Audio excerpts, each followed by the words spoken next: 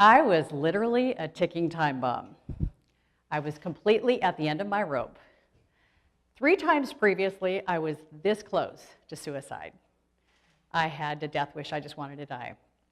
But this time, that was not going to be an option. This time I did something I had never considered doing in my entire life. I went to a bookstore. And in bookstores, they have this whole section, it's called self-help. I didn't know it existed. I sat down at this section and I pulled out these books, one at a time, reading the backs of these books. And they had people speaking my story that wrote these books. So I found 2 books, I brought them home, and that night, instead of crying myself to sleep, I started reading these books. As I was turning the pages of these books, I felt feelings I'd never experienced in my entire life. I felt hope for the first time because they were speaking my story.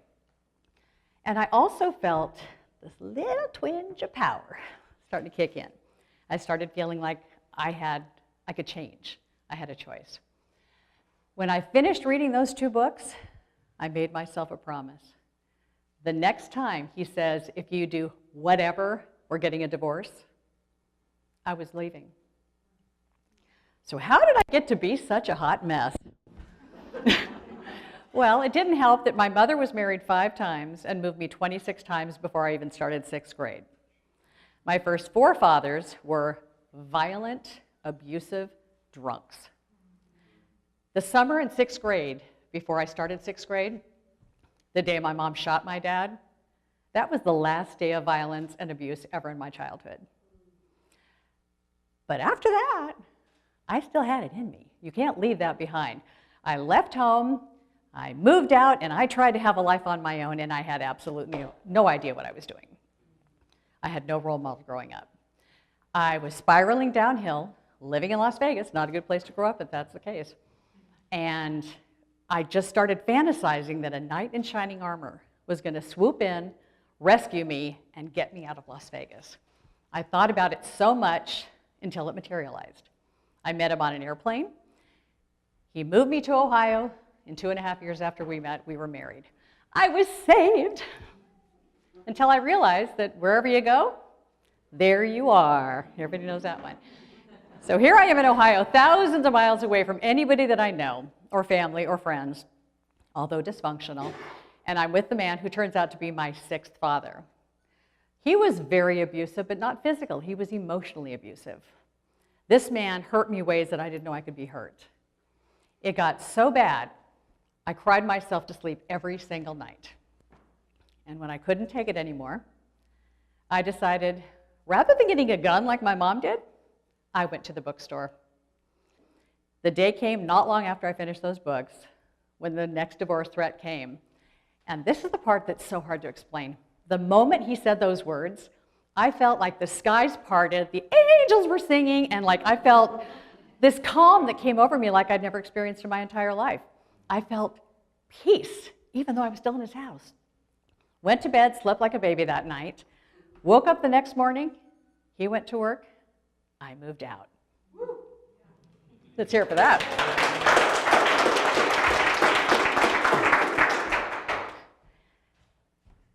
I was a hot mess.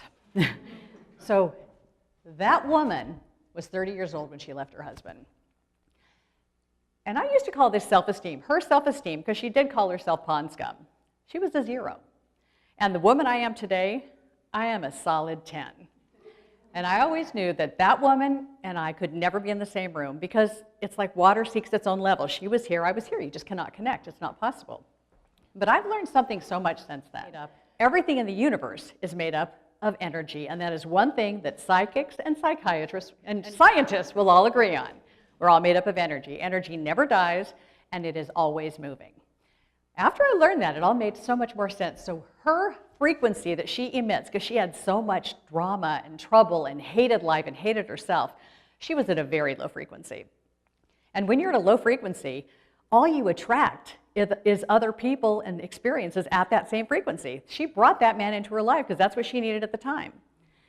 Where I'm at now, I don't go anywhere near those people. They can't come to me. Where your vibration is, your frequency, Anything that doesn't serve you will fall away. I've had friends that I just don't have anymore because we don't serve each other. I don't meet their needs. Now, with a higher vibration, so many amazing things come my way, and this is the only way to feel. I couldn't imagine being there again. She had real issues. So I have a couple nuggets of wisdom that I have learned to get from where she was to where I am.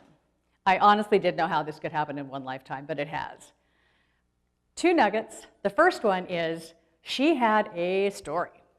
She was abused sexually. She was hung out of a helicopter over Hoover Dam at 3 years old, threatening to drop her. That felt really good. I won't go in a helicopter again. So she had a lot of trauma, and her mom shot her dad. There was a lot of stuff. That is her story. That was so long ago.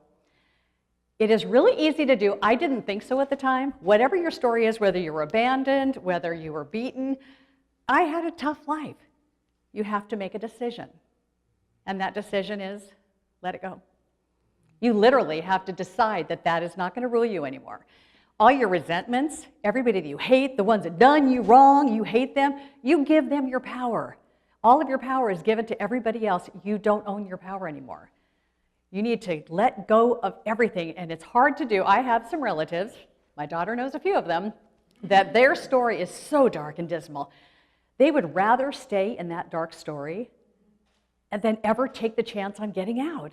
Like, you look at them like, how could you do that? But just, no, they will stay there, they will die there.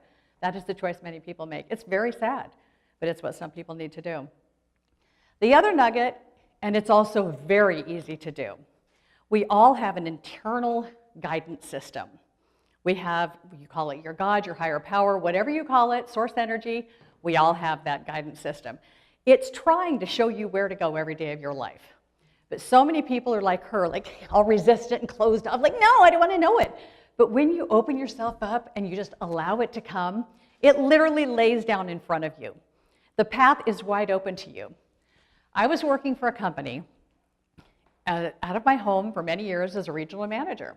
One day I got a phone call and they said, we're going to move all regional manager positions to headquarters. And I said, I'm not moving to Detroit. Who would want to do that? And they said, you don't understand. You're going to lose your job. I said, I'm not moving to Detroit. When I hung up that phone, this was the second time I felt that skies opening up, the angels singing, that calm come over me. I was now gainfully unemployed, and I felt phenomenal because I knew that I was open and I was getting the next path, the next stone laid down where I needed to be. Had I gone to Detroit, I would never have moved to Washington. You wouldn't exist. And I would have never got into radio. I didn't even dream of radio at that time. That didn't seem like something I could do. So all these things happened because I followed my guidance system. We all have it. Most people would take that trip to Detroit because they follow the money. They think, I got to go to Detroit, I got to pay the bills, I got to work 30 years, I got to retire, then I got to die. That's the way most people live. That is not what life is all about. It is not. So you see all these salmon swimming upstream. That's what most people do. All you need to do is know that life is supposed to be easy, and it is easy when you let this go. Get out of the upstream, flow into the current, and just float down. You will see how easy and simple life truly can be. Swear, if I could do it, anybody could. It took her more than 5 years to get to the point where she dropped her story. If I'd known at that age anything that I know today, I would have gone so much faster through it. You decide to let go of your victim story. Whatever it is, no matter how powerful or how minuscule, let it go. Live in the present, right now only, because at this present moment, not one person in this room has a problem, unless your bladder is full. We might have some of that. So please let go of that story and then open yourself to follow your gut, because it knows exactly what you need to do, because it is you telling you what to do. Where I am today, I honestly could not have imagined I could become. I live in the present all the time now. I don't get angry, I don't allow stress in my life, and I don't get sick. I don't get the flu, I don't get colds. I do bring in some sickness when I want it conveniently, and it's like, oh darn, I knew I brought that on, and I know when I do it, every single time. Anybody can do this. What stops most of us from doing it, like my sister, is that fear of the unknown. What am I going to do? I don't think I can do it. Think of it as you're standing at the cliff, because I love to cliff dive. My ears don't like it. When I'm standing on the cliff ready to dive, or if you're going to bungee jump, or if you're jumping out of an airplane, imagine that feeling when you're ready to jump out of the airplane. Like, nobody, I mean, people who would never even consider it, you're thinking about it makes you nervous or sick. That anticipation feeling is what everybody feels. They just think, I can't do it, it's safer to not do it.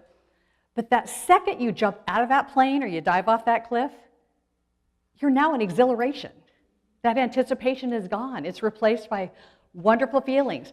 You need to jump off that cliff, take those chances, and I guarantee your chute is going to open every time, and you're going to land in a place so much better than you were when you started.